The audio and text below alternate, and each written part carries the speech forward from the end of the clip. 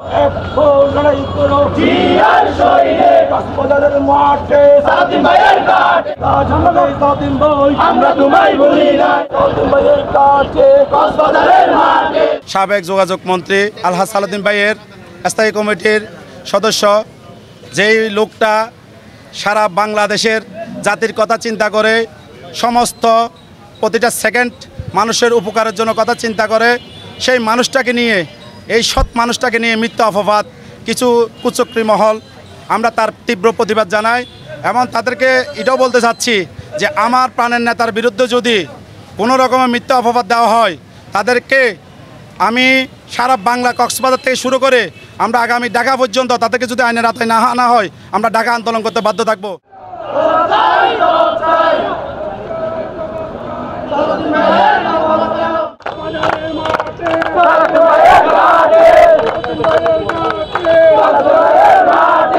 অহংকার জাতীয় পর্যায়ের নেতা বিএনপির স্থায়ী কমিটির সদস্য যিনি ইতিমধ্যে প্রমাণ দিয়েছেন উনি একজন হারি দেশপ্রেমিক, ইনি জনগণের ভালোবাসা শিখত।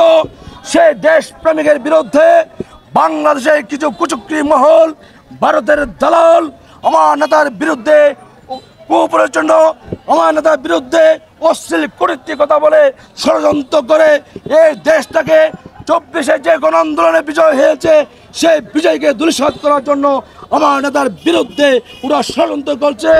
আমরা বাংলাদেশের সকল স্বেচ্ছাসেবক নেতা কর্মী তথা কক্সবাজারের জনগণ আমরা আমাদের নেতার সাথে রয়েছে।